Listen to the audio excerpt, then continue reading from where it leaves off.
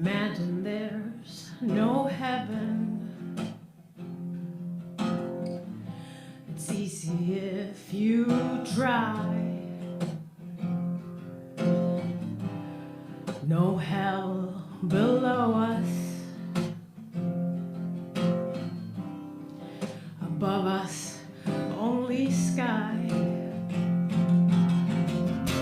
Imagine all the people living for today. Imagine no countries. It isn't hard to do. Nothing to kill or die for. And no religion too. Imagine all the people living life in peace. You may say I'm a dreamer, but I'm not the only one.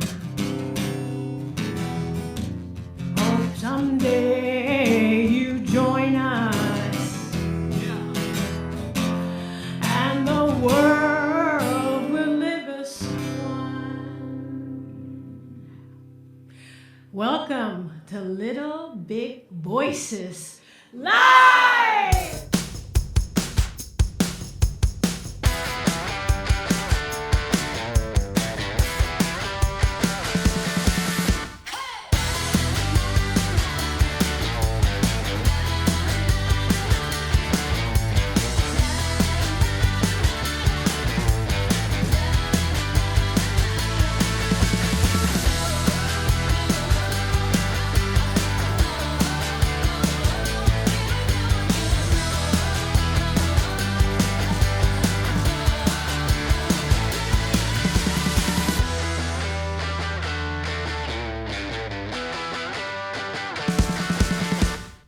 That's the perfect song for a Sunday afternoon. It is, and this week too. It was just a extra nutty. Life's nutty right now, but you know, I just thought that would, I don't know, bring us together a little bit. You know, it was beautiful. Yeah, thank you, Kati.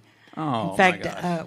Kati Q. Where are my guests? Hang on a second. We're not ready for that yet. Oh, okay. We want to chat a little bit more. Okay. Plus, I'm hooking up Disco Kitchen with this some lighting right now. Okay.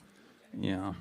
You know, it's not, my work's never done, Melba. I know know, that. You're incredible. Hey, could we just talk about the crew for a second while I get Disco Kitchen going? I'd like to thank my awesome crew, our awesome crew for Little Big Voices.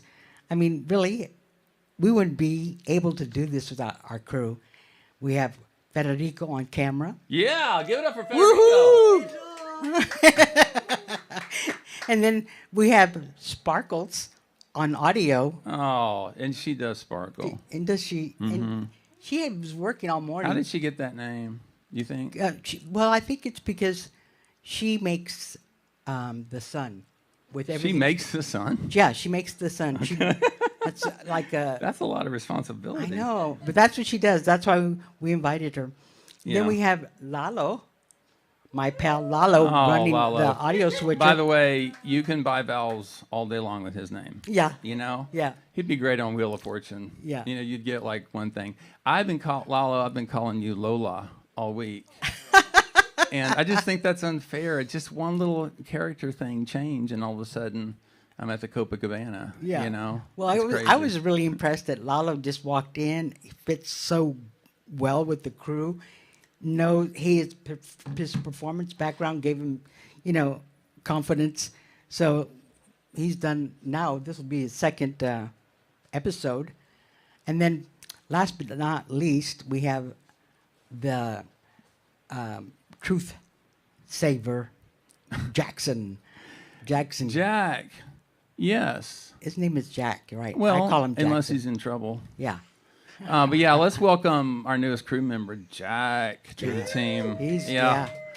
Yeah, he was super helpful today. I've been looking at this thing. I'm just saying, she sparkles a lot, but sometimes she gets complainy. And yeah, she does. And they were complaining a little bit at me, like, I can't see this monitor. There's no room on the desk. How do you want me to work like this? I can't sparkle here. And so, hey, and Lalo, if you just do straight cuts on the interview part, it'd be awesome. And by the way, this is just Lalo's second time at the video controls. He's just doing amazing. But, and man, I've never had such a close-up ever in my life. This is pretty intimate. Yeah. I kind of want to look into my own eyes here for a second and just gaze. But so she was getting a little complaining. It's not like her, so I thought it must be. She has standards, you know. She does That's huge the thing about standards. sparkles. Yeah. She I has mean, every standards. week I'm like, is she even going to come back, you know? And so Jack, I was like, call Jack, and I go, Jack, I got a special request, you know? And he came over and just cranked out that thing I've been looking at for like 2 weeks. Yeah, you like know. it was nothing. You know, he Yeah. knows what he's doing. So, and Melba, this whole thing started because of you and Donna Stevens. And I'm dedicated last episode to her and this episode to her. This is my friend Donna Stevens, who 35 years I've known her and loved her, and she passed away a month ago. And it's just been the hardest month of my life, I think. And but for 10 years, every day, almost every time she got the chance, she's like, get out from behind the camera and get in front. That's where your gift is. That's where the love's going to go. And I was like, no. And so when we did our first episode, she texted me right away. And so this episode goes out to her. Plus, she was our first Patreon. Oh, wow. Yeah, coming back to the video side, right? Because I had done audio-only episodes, and those are still going. Those are a little more intimate, you know? And she herself was a creative genius. Oh. Vocally, instrumentally. Yeah. I lived with her for 3 years, and my favorite physical. story is like every day she'd make fresh carrot juice. I walk out of my bedroom, and I couldn't even, I was squinting. I was like, what is today? And she said, you want to hear my new song? And so she would just sing me like 8 verses because she didn't know how to not to keep going. Wow. And she'd finally trim it down to 3 or 4. But she was in the Cowpetty. She's in the Lovebirds. She's had a show called The Donna Show. Her life was The Donna Show. Right. And she was one of my spiritual mentors, too. She traveled to the edges of the universe for spiritual insight, for in search of her own healing, and then she brought me along. So it was a huge loss in my life. And this show is really good medicine for me. That's what I was It's just thinking. good medicine. Yeah. When I heard about it, I thought, gee, I couldn't ask you, are we going to do episode 4? I know, you stayed away for a little bit. Yeah, Like, I think because there I was wanted like to honor Yeah. your process. And also, I was really sad for you. Yeah. I lost 11 people right during COVID. But nothing like a best friend that I lived with, that I created with. And you showed me all of the stuff that she did. And Well, then she did stuff for I St. actually Edward's, worked too. with her, in the Great mid-90s. illustrator. I mean, just totally. amazing illustrator. So I really felt bad for you. I could feel your pain. And I'm hoping that today's episode will open your heart to know that she's here.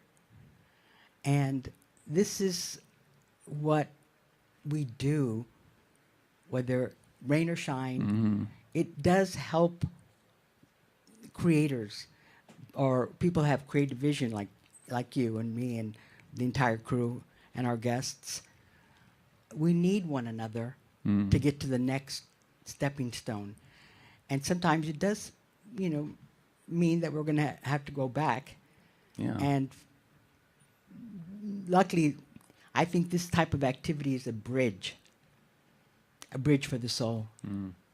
Thank you, Donna Stevens. Oh, made me laugh so hard, too. But in search of our healing, that's where that's the medicine, the creativity is. That's what I found in my own journey to healing is create. And the sharing. Mm-hmm. The sharing is so Yeah. important. But Speaking of sharing, where do you think our guests might? I have no. I saw a couple of them heading to Disco Kitchen. Oh. And I was like, what are you going to the kitchen for?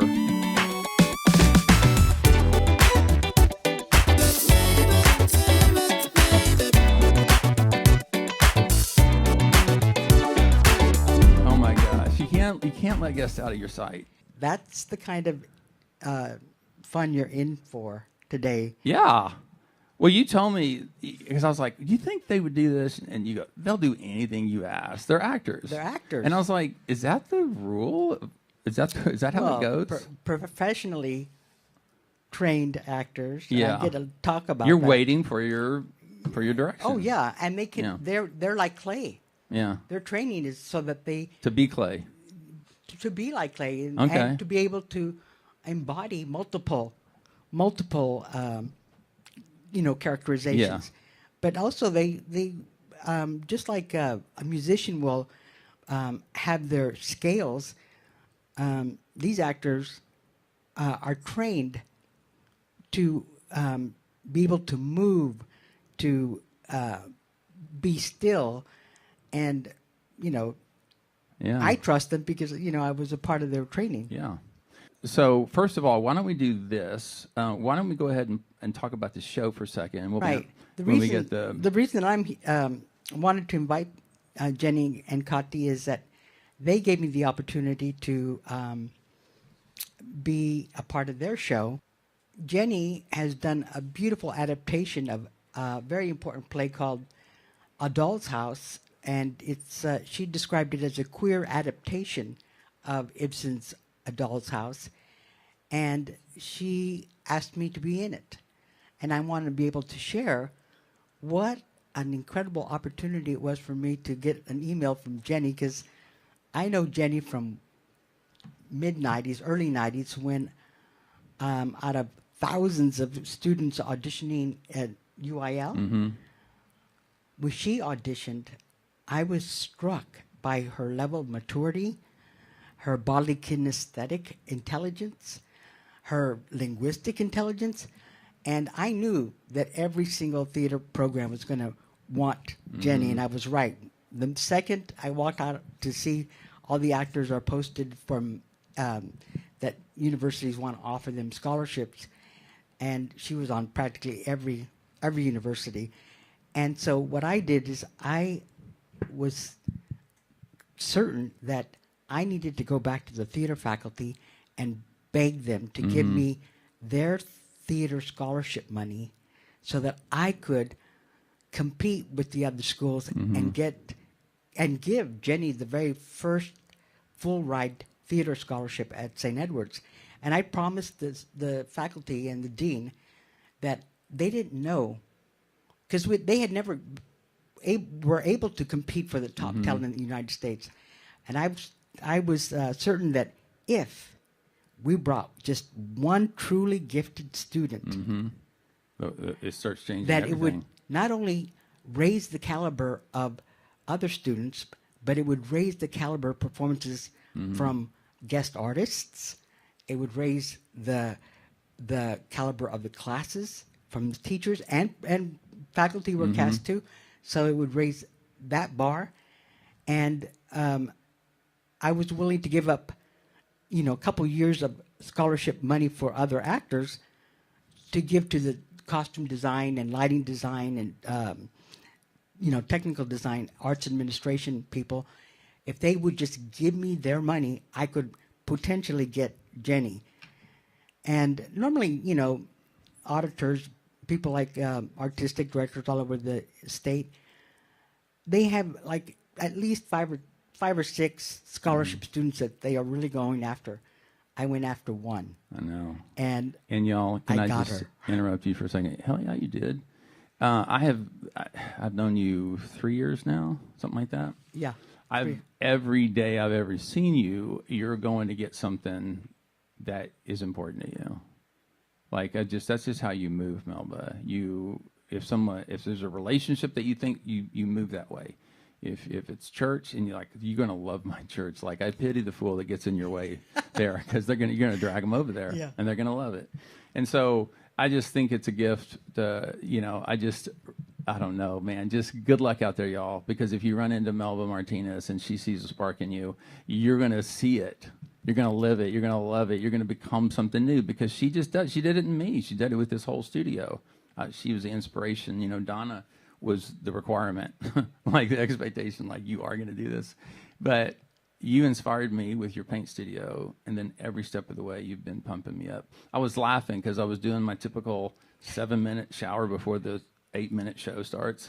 And and so I was in there laughing because I remember on episode 1, I was like, "Where's my hair gel?" And you were running around like with it open because I couldn't get it open. You were opening it. I was like, "She even helps me with my hair gel." Like, it just all works when you're around Melba. So Well, I mean, wanted to yeah. mention to the audience too that my vision worked, and that Jenny coming to our program pivoted, and I've always wanted to tell her that. And You're gonna get to. You gave me the opportunity. You're gonna get to. And before the show, y'all, Melba and Jenny and they were talking. I was like, "Save the tears for the TV." That's rule number 1 in TV. Don't start talking until the cameras roll. It's going to be a beautiful talk, I think. And could I introduce Katya for a second? I wanted her to, tell us a little bit about that, the song that she's going to sing, because it was pivotal for her that when she met Jenny, they created this show. It was an original show, and it was called Catalina Yaho Yes, Catalina Lao, Laho. Yeah. now with me. Yes. And I saw that show. And wait till you hear her sing this song.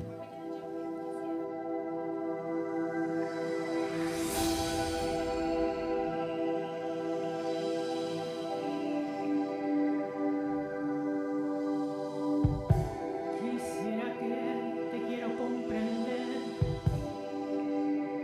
como eres tú. Te quiero querer, te debo querer como eres tú. Este amor inmenso que por ti yo siento ahora es una luz.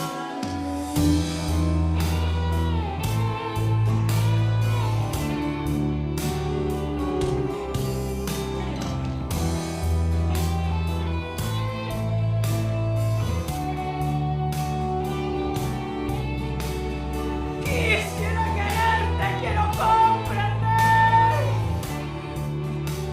cómo eres tú. Te quiero querer, te debo querer cómo eres tú. Este amor inmenso que por ti yo siento ahora es una luz.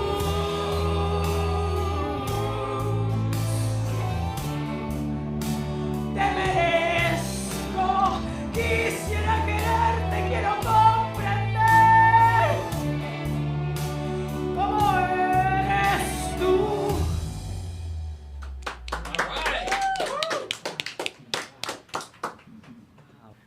That made me emotional. Wow. Thank you, Kati. Hi, Jenny. Hi, Melba. Well, we've been talking a lot about you already, but I want the audience at home and our friends to know that I think it was 24 years ago that I met you, and it was in either Houston or Dallas UIL. And I'm not sure if you knew the backstory of how I got you, but after all these years, you've had a professional career. I'm not a professor anymore. I'm going to be 70 next year. One of the things that I've always wanted is to be able to have a personal conversation and tell people important things that wasn't the time or place to be able to communicate how pivotal. And I didn't know that you were going to be the first of many students subsequently to experience the new curriculum based on my dissertation. And so you were required to audition for community theaters around town and take the rhythms intensive that we did with all the faculty and the dean and guest artists. You were one of the students that got to experience all of the new strategies that came from my interdisciplinary investigation, and I was using the theater at St. Edward's kind of like a lab. And when I look back on it, we've had so many talented students, like, incredible students, but they were all after you. And, in and among the theater community, what I hear is how, not just special, but how the creative community of Austin perceive you as a leader, a talented leader, not just in Austin, throughout the United States. I mean, when you were artistic director of the Selvage Vanguard Theater, you won Best Director of Austin. That was it was really a competitive, flourishing time with live theater, and you were on the cover of American Theater magazine that year. And I mean, that's just the bare bones of what a meaningful theater artist you've been, and how you've influenced the caliber of Austin theatrical productions and performances. In fact, a lot of theaters came together recently that were flourishing in the 90s, and the one thing that they all communicated was that it was because of the St. Edward's Moody Northen theater students, because we changed the rules. As most theater departments don't allow you to go audition for films and theater productions, but to this day, Vicki says, who was the artistic director of the Hyde Park Theater, Frontera, she says, you were pivotal. And in the same way that I recognize that once I saw that you had a gift, I wanted everybody to see it so that they knew what was possible. And then you exceeded that, because you were like 18 years old when you came to St. Ed's, right? Yes, I From was. Montana. That's so kind of you to say, and you give me more credit than is due. And South Dakota, close, but we're both we're neighbor states. Yeah. We grew up in neighbor states, Wyoming and South Dakota. But yeah, that class at St. Ed's was really special. There were a few years there where all of us who were a part of that program, it was a really unique force, because many of the people who came through in that time period are still working as professional artists, are running their own companies, are in television and movies, and really doing the thing. So I think you're so kind to say that I had any part of that. But I think, when you're young, you take things for granted. And I think I took your teaching for granted.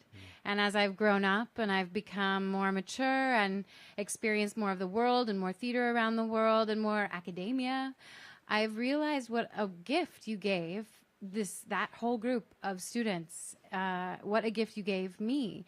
Because you were teaching postmodern theater, you were teaching physical theater, you were teaching new playwrights, you were teaching devising and that kind of collaborative process.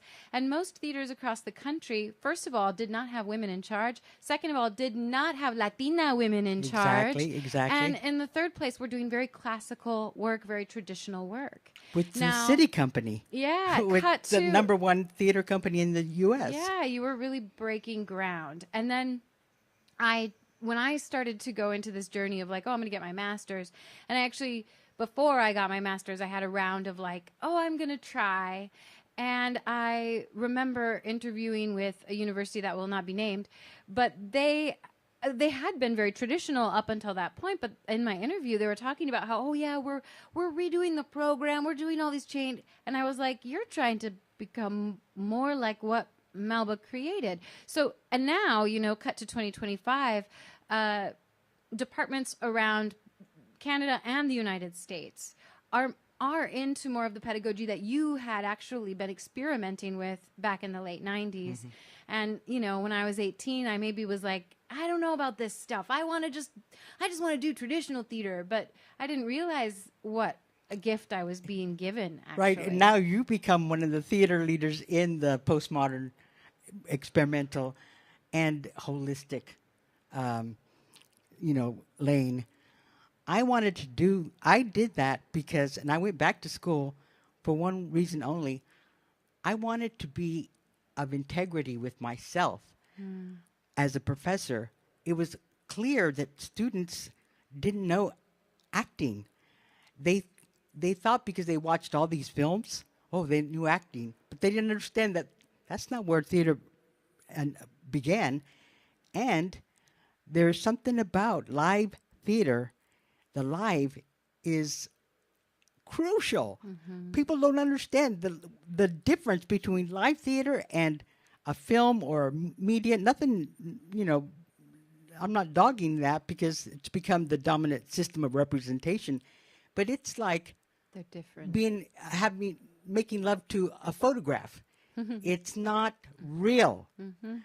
And the impact that I remember leaving when I left Onions, I ran into someone at the grocery store who was a seasoned subscriber, and they had tears in their eyes, and they said how many years they had been seasoned subscribers, number one, and how hard it was to get a season subscription. And, that reminded me that for a liberal arts school, we had sold out season tickets. We were doing the rhythms together. We made yoga a requirement. And then look at Adrian becomes a yoga sensation, my daughter. And all the people that the holistic approach was, to me, the only way that I could be of integrity, knowing that when you guys graduated, if you didn't have these tools, you wouldn't have a career. You just wouldn't. Because then you would have to try to, learn the language of auditioning for film, and they shoot in a very different way. It's not about the actor. Camera is doing most of the acting. And so I really felt that the curriculum needed to focus on how to be alive, how to use these tools so that you could shift gears. It didn't matter the platform, whether it's, thrust theater or arena theater or, commercials or touring or now the internet. It's still live theater has it's like church because it does transport. It does connect you with something higher, and you see in physical 3D form the actor, how they embody. And you might have seen them in another role, another play. You get to see the range that every single human being has that capacity, but it's only today's professional actors that get a chance to experience themselves on this planet in this moment in time with all of their intelligences, all of their ways of knowing. We really limit people, and because people think that it's natural to use films and media as their resources, they don't realize the library is within. But those of you that got that opportunity have proven to me that was not only a noble thing for me to pursue, but in terms of humanity, it was an important and meaningful direction that I went to. And the theater faculty and the dean and everyone was so supportive because they got to witness. They all improved in their skills. They were putting on their shorts and doing, the stomping or the rhythms, and they saw how we stopped taking people to the emergency room. Like every semester we had to take somebody to the emergency room. And then one day the secretary said, it's been a long time since we took anyone to the emergency room because they got their hair cut in the saw or they twisted their ankle. And when I heard her say that, I thought, when do you think that was the last time that we took someone to the emergency room? She looked it up because we have records. She said, the last time was right before you instituted the all theater guest artists, faculty, students, technical faculty, designers, guest artists in the community. You wanted a 4-day movement intensive where we learned how to listen, how to open up our periphery vision, and we were using our breath. And you started to see, even in one workshop, a whole new way of appreciating one another. You know, it was really touching to see the dean out there and her pedal pushers, doing the Suzuki movements. But what I can honestly say is that you and all of the students that subsequently graduated from the program and really committed to the program, they've done phenomenal work. I mean, we could talk all day about just on their credits, but what really impresses me is the people they've become. The people they become, like you. The way that you adapted, Nora. Genius. You're taking a work that was banned from the theaters, and you're seeing the relationship of that character in our society. And even with the political landscape that we're in right now, you're bringing it home how it doesn't matter what time frame we're in. There's still a level of honor and respect about a person's humanity that needs to be understood and, mainly understood. And you can talk a little bit about that, because after the first read-through, wow.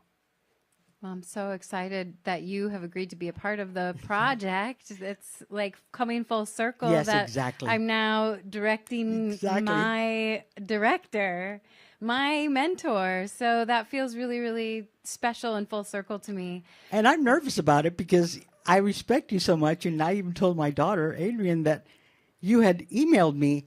And I can't tell you what an honor and a privilege it was that you would ask me. But also, I think that's your level of being, your level of, craftsmanship too. You probably couldn't get another person on the planet that would, suit up and say, I want to do my absolute best. And I'm, it's challenging me because I'm about turned 70 years old, but I know I can do it, and I couldn't be doing it with a better director. The cast, you might want to talk a little bit about the cast. Is so great, Jenny. The cast is fire.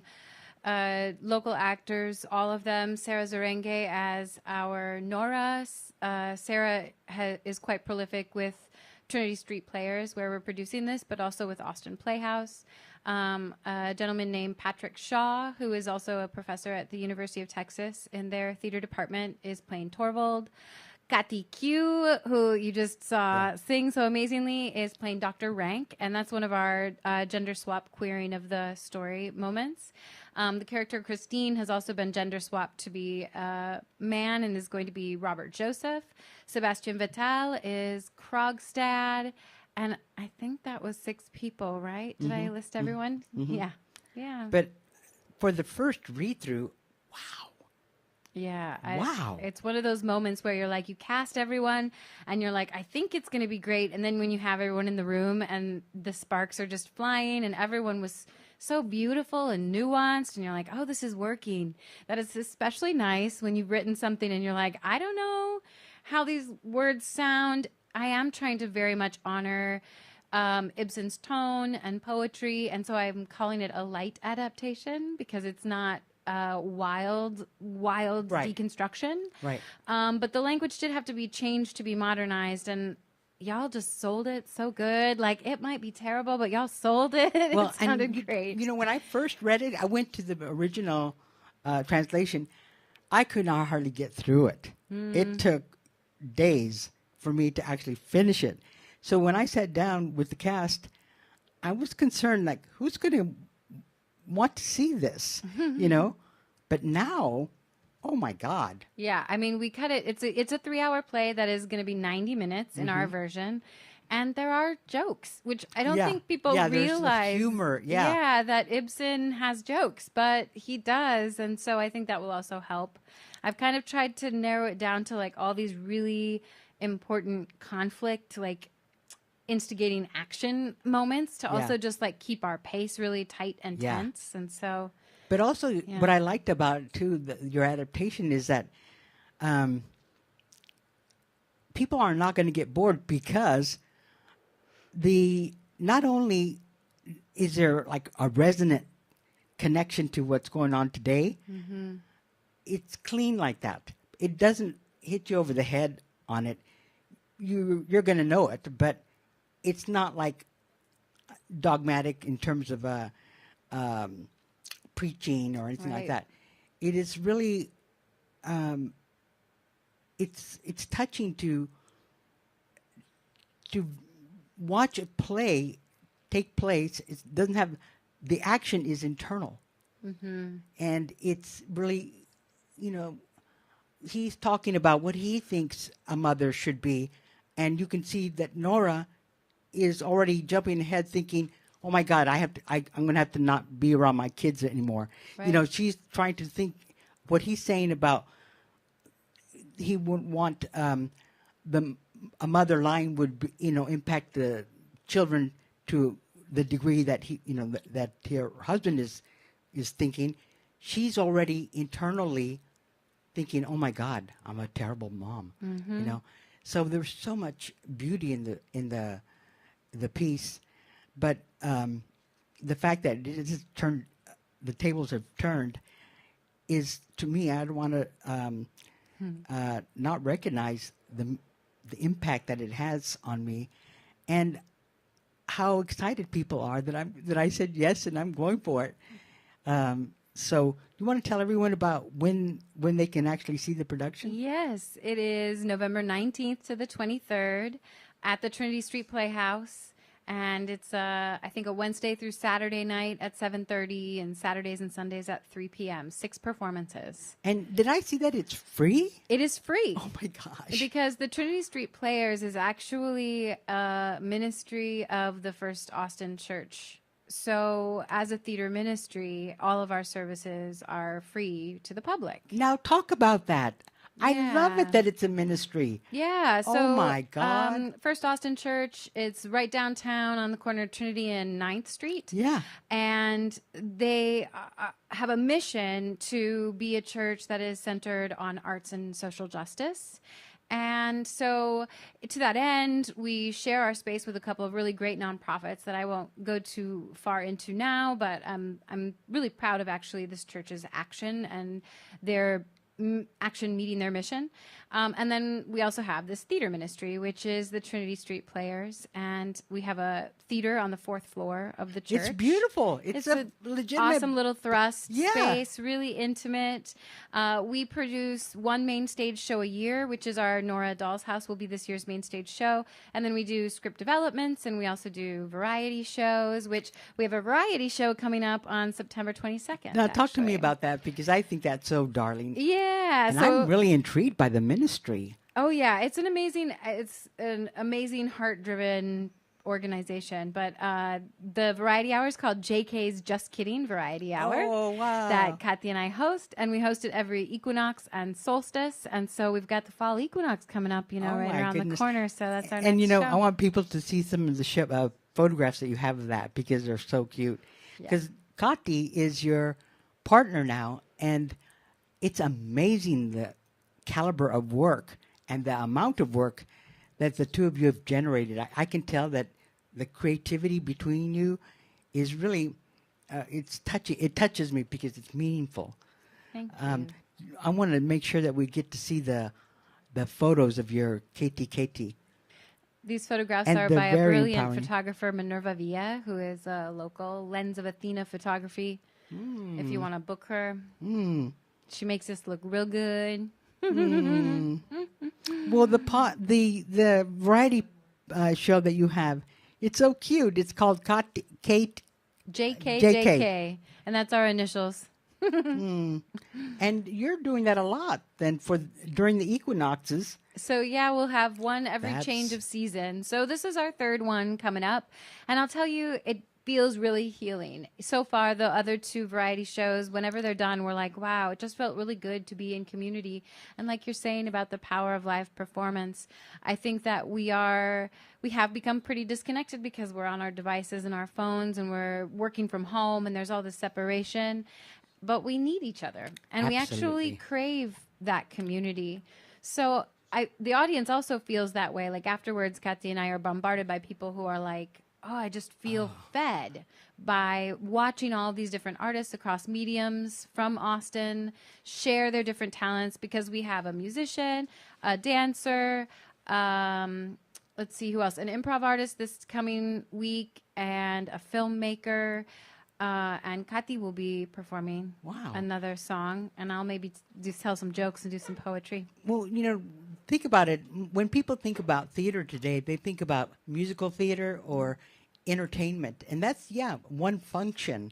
But that function seems to be overriding the other 4 really crucial functions that theater has in culture and has had, in our culture, for centuries.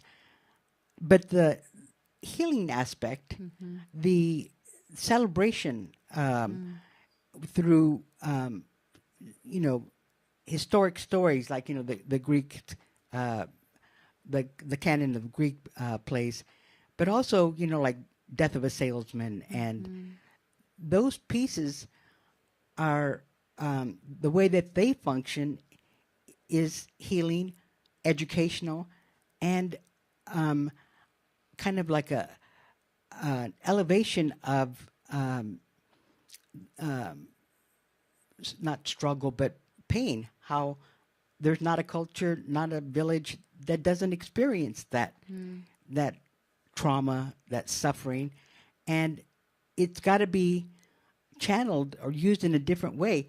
I know that when people sat and watched Death of a Salesman, they were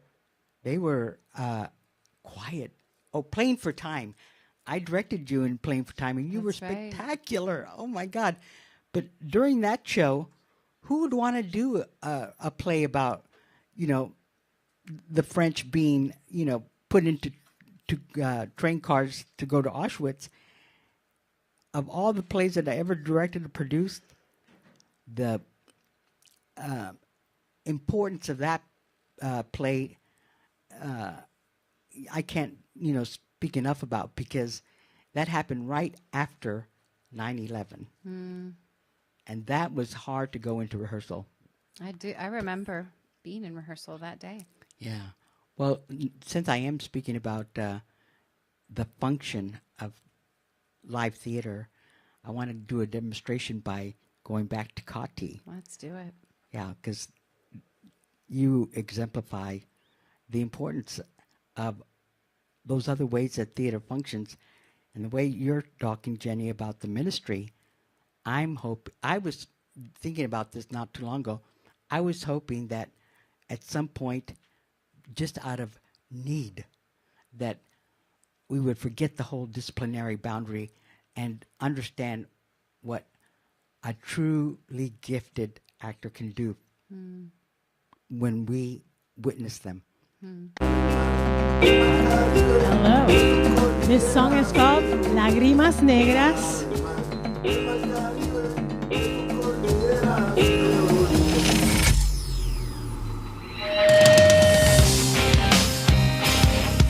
This song is from our show, Catalina Lao, Now With Me.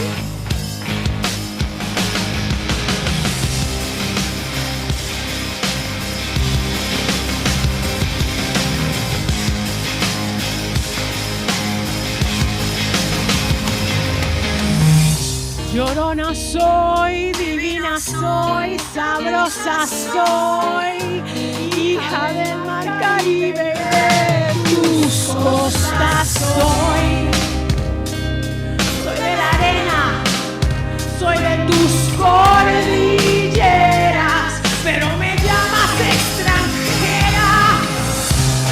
si yo fuera hecha de magia y sin razón, sin valor, sin dolor, sin sazón existiera.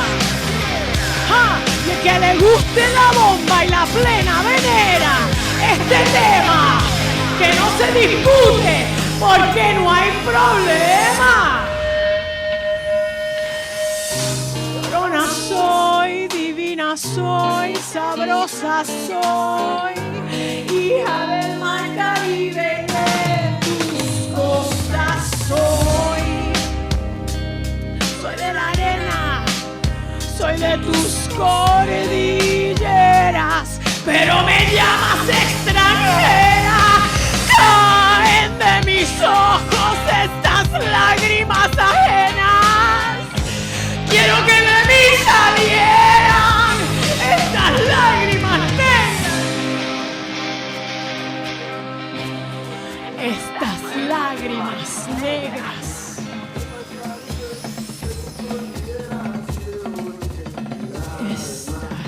Lágrimas negras.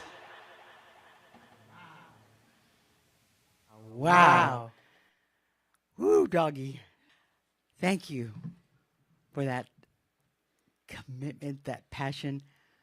I love the love that I feel from both Kati and Jenny.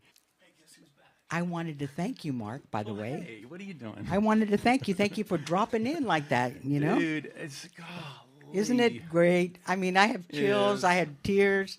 You know what? My heart is There's full. a little something, you know, if you don't mind me being vulnerable again. Mm-hmm. Did you hear all? She goes, yeah, Yeah. okay, baby, just make it quick. No, you can take your time. Well, Sundays have always been hard for me. Aw. And just because, you know, when I left for college, for some reason, I just got sad on Sundays. And I think it's because all the family time I had on Sundays growing up. And I really love doing shows on Sunday because they redefine Sunday, you know? And lots of joy gets in the body this way. And, yeah, it's awesome.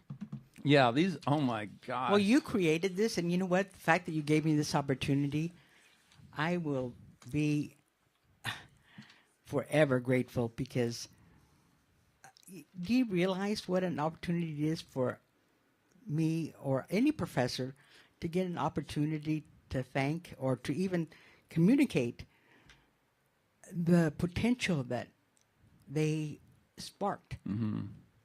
Well, now you know what it feels like to be us. That's how we feel all the time around you. Oh.